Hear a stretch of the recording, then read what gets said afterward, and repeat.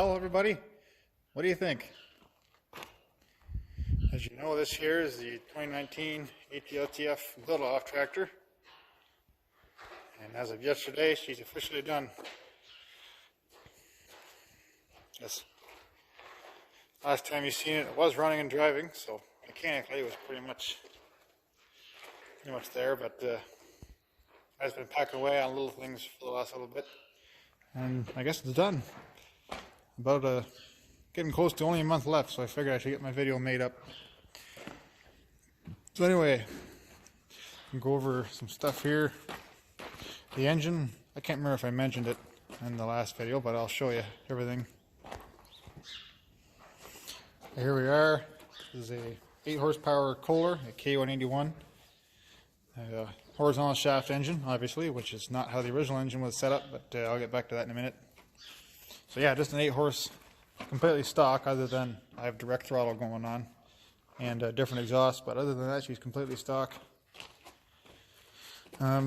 Recoil, you see it's got a recoil start, and it's primer color because it's brand new. This is a new old stock item that I bought recently for this thing. You can see the cup in there. I got both pieces for 20 bucks and I couldn't pass that up because I've been looking for one for a while. And they're not really easy to come by. Before I just had a pull start cup with a rope, and it was kind of a pain because it's not very roomy in there. So every time I wanted to start it, it's kind of a goofy setup. But this is much better. Now you can just reach under and she's good to go. Give you a little demonstration here, I guess.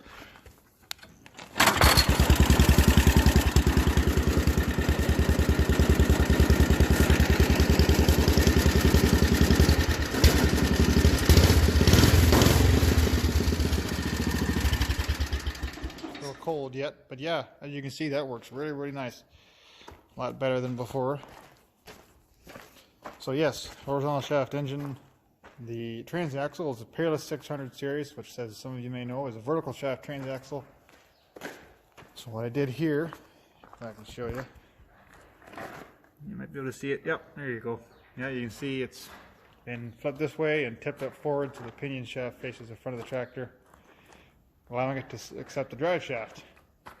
That's basically what I did. You can kind of see in there. There's my clutch idler. It's a single idler. You see there's all the clutch linkage, a little complicated, but it's not so bad. It actually works very well.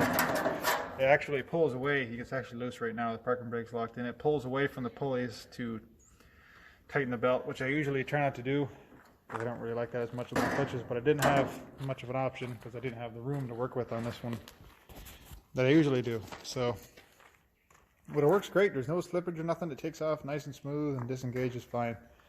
Everything you want, pretty much. So yeah, just the drive shaft setup going on under here. I guess I can try and show you. Can I? Hold on a minute. Here we go. U-joint there, rubber coupler. And then a couple of pillow blocks, one here and one there. Not a lot to it. Nice working setup. I mean, it's spinning very fast due to the overdriven pulley ratio. So when you really get her wound up, there is some vibration there you can feel, but that's to be expected. Someday I'll improve that. I have plans to do that, but for now it works just fine. So I'll leave it as it is. That's my transmission breather. It doesn't want to stay in place. It needs to be zip tied yet. But yeah. So yeah, that's the drivetrain setup is a little different, I guess. I'm not the first to do that setup. I know that for a fact, but it's the first time I've ever done anything like that. So I figured the build-off would be a good time to do it. Onto the brakes here, I guess. The brakes are connected to this big handle. You can see there's a linkage here. It runs into the fender. I don't know if you can see it. Oh, perfect. Look at that. There's... Actually, I can work it here for you, maybe. Oh, not in focus. Either way, you get the idea.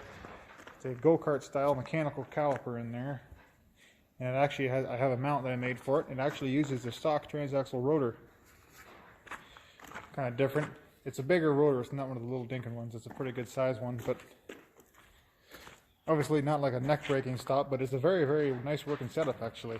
You just kind of put a little bit of pressure on that handle when she's going with the clutch in, and it comes to a real nice smooth stop pretty quick. So I thought that was pretty neat. Nice working deal. Throttle pedal, as you saw, I think I might have shown that already. Just a all completely custom made deal. It's just a pivot here, some rebar and a wrench, because you never know when you need a wrench in case you have a loose bolt or something. So same with the parking brake handle. It's a crescent wrench. You never know you're going to need that. It locks up in place there.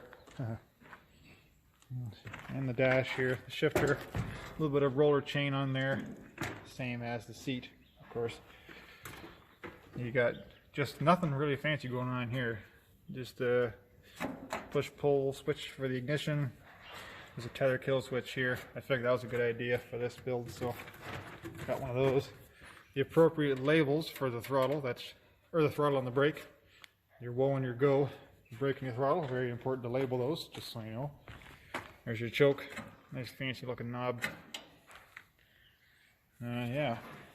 Oh yeah, that's just a fair warning to some unsuspecting people when they get up and close with it, because of the super safe hood cutout there.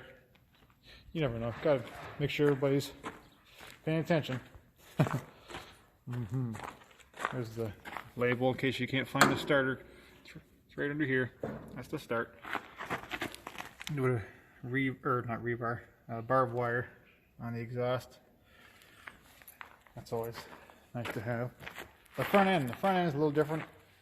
I didn't really just want to do just a solid mounted go-kart style thing, I guess. I want to do something a little different. A little suspension on the front. You guys might have noticed I kind of like doing that every once in a while. So what we have here is a quarter elliptic leaf spring setup with some wishbone radius arms, kind of going for that hot rod, rat rod style deal. So I think it turned out all right. Not much travel. These are about 3/8 thick leaf springs, so they're pretty stiff. It's actually a trailer main leaf that I just cut in half. But anyway, pretty stiff, so even with this heavy engine, there's not a lot of travel, which is fine. It's just a racing around thing, so I didn't want it, bouncing around at high speeds. That might not be so safe. There's no shocks or nothing, so it is kind of just mostly for looks. There's a little bit of travel, but not a whole lot. So the front axle is a Ford LT110, I guess, the one I have. That's the stock front axle that I widened about 6 inches, I believe. Custom steering knuckles to get her drop down, because I sure as hell wasn't going to be able to use the stock ones. It'd be way too high and wouldn't look right.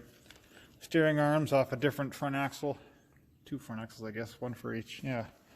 And then snowmobile tie rod cut to length accordingly. Well, the front rims are, they just look like wheelbarrow rims, but they're not.